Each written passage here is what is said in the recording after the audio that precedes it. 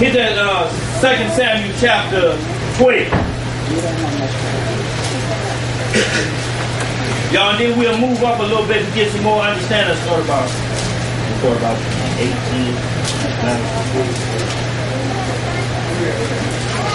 2 Samuel chapter 12. When y'all get a chance, read 2 Samuel chapter 11. It goes to the whole history of David and Bathsheba and what happened. And how David tried to cover it up. Right. All of 11 tells you that. And then in chapter 12, the Most High sent Nathan his prophet to pronounce judgment on David for what he did. Now see, and most people say that's against the law of polygamy. That, hey, see right there, every time we look, it's some trouble when they got more than one. It's trouble because they are not following the law. They're doing their own thought process, which we are told never to do our own thoughts. Right. That's where the problem come in. We're going to see where the problem has nothing to do with polygamy itself. It's what has to do with the individual, because he's getting beside himself. He can't shake what's in it, what he used to do in high school. He want to be that again. Right. 2 Samuel chapter 12 verse 1. Let's get it, y'all, and then we're going to move on, y'all. We get this practice. Go ahead. Book of 2 Samuel chapter 12 verse 1. And the Lord sent Nathan unto David, right? And he came unto him and said unto him, there were two men in one city, right? The one rich and the other poor, right? The rich man had exceeding many flocks and herds, right? This Nathan the prophet just giving David a pearl. David chilling. About himself, he giving a pearl, but David don't know. Right. Go ahead, verse 2. The rich man had exceeding many flocks and herds, verse 3. But the poor man had nothing, right, save one little ewe lamb, right, which he had bought and nourished up, and it grew up together with him and with his children. It did eat of his own meat and drank of his own cup and lay in his bosom and was unto him as a daughter. Right. And there came a traveler unto the rich man, and he spurred to take of his own flock. Now see, this is a traveler coming in. The rich man, he got many flocks. A traveler coming, he can take one of his. He got 5 over here, but he didn't say, well, no, I ain't gonna give you one of mine. The extras I got, what'd he do, man? And there came a traveler unto the rich man, and he spurred to take of his own flock and of his own herd, to dress for the wayfaring man that was come unto him. But took the poor man's lamb. What'd he do? Took the poor man's lamb and dressed it for the man that was come. And dressed it for the man that was come to him. So he took the poor man that only had one and nourished that lamb all that he took to eat. He got plenty over here, but he gonna take this man when the wayfaring man comes. When you look up wayfaring, it'll tell you that a man that lost his scruples, so to speak. His moral character, he done lost. But the parable, when we get through breaking it down, you'll see that David was the rich man. He was also the wayfaring man. And you're going to see that Uriah was the man that had the one ewe lamb. Because, right, poor man. And you see that chapter 11 of this, if you go back, you'll see what David started falling off. Because it's going to tell you what David was doing. He was the wayfaring man. He was both of these in this parable and didn't know. Let's read some more. Verse 5. And David's anger was greatly kindled against the man. Now David fired up about this prophecy Nathan given. Who is this? Who? What? Who gonna take something from somebody they got plenty and take somebody barely got something to give them? Who is this? Go ahead now. And David's anger was greatly kindled against the man, and he said to Nathan, as the Lord liveth, the man that hath done this thing shall surely die. What? Shall surely die. And verse 6, and he shall restore the lamb fourfold, because he did this thing, and because he had no pity.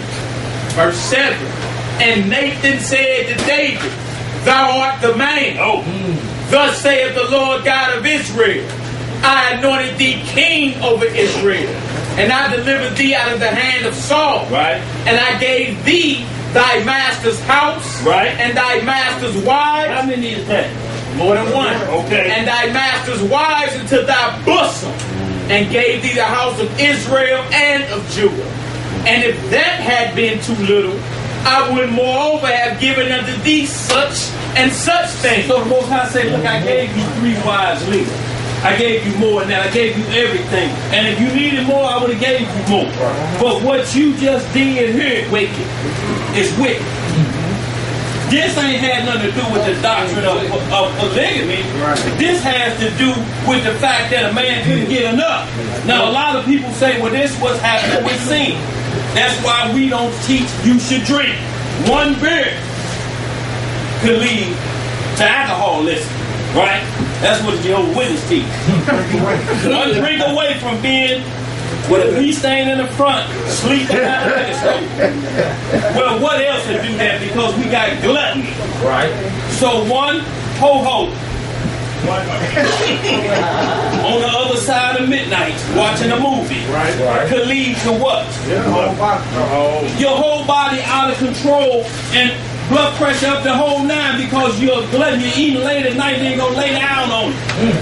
So if we get to the one thing, the law says you can drink but don't get drunk. You must be this sober on every occasion on whatever you put in your body. You cannot go past this. If you get this says you're legally drunk, 0.080. I don't care what yet. That's legally drunk. 1 drink per hour. Drink water, drink some water, look at your watch, 2:30, 3:30, I can have enough. But if you have another within inside 10 minutes, you walking like Festus to the car, and they sitting there waiting.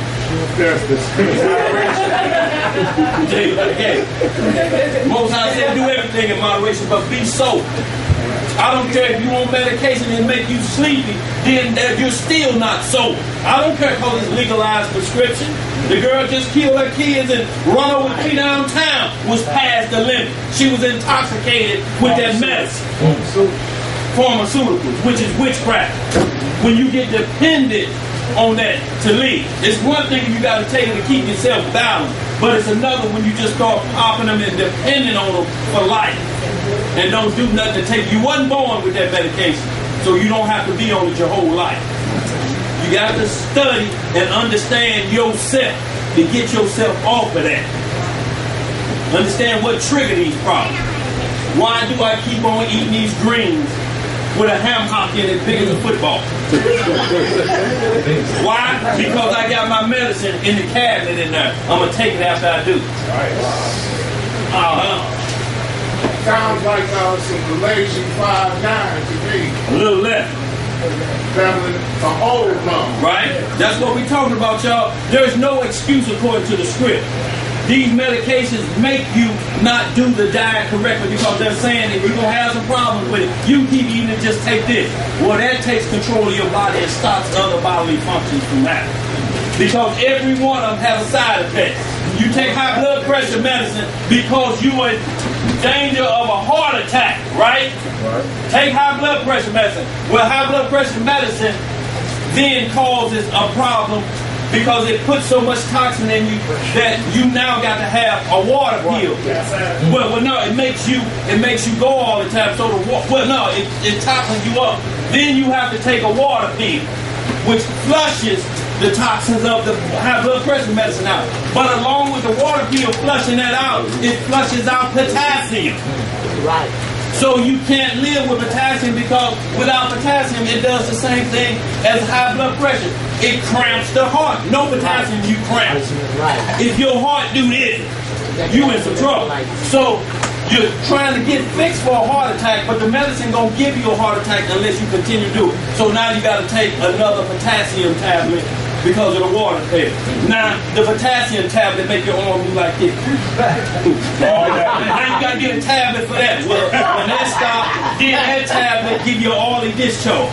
So now you just got a whole bag of medicine when all you got to do is take that ham hock out the pot of them greens. The size of a football. The size of a football. Let me read some more of that. Let me read the definition. Just to back up what Brother Daniel was talking about, the word pharmaceutical comes from a Greek word, pharmakeia. That's where you get the word pharmacy from, right? It means sorcery, poisoner, medication, right? Witchcraft, right? Druggists, right? Magic and spell giving. That's what happened when we got thrust into the pharmaceutical era. Right. And what they did is first they created artificial food. Right. It does not, what's the saying? Don't taste like butter. What, y'all know when they got that. It's not butter. Well, it ain't. It's imitation, just like it ain't chicken. Frog ain't chicken. Chicken is chicken. So what that did is they went on a campaign. Natural substances are bad for your body. Herbs, natural substances, milk, cheese, all that is bad for you. We've got a substitute. Yeah. Well, that substitute causes problems that's going to create for pharmaceutical to come in. Because you got artificial you taking in. So you got to have an artificial substance to deal with that and break it down to make you think you are doing better. But now when they killed enough people on this like they wanted to, now we're back to the natural thing. Evil is to do this, they cover the tracks. It's enough dead behind that because they do earth balancing or eugenics they call it. They got the earth where the numbers they need them at. So now we are back off of that.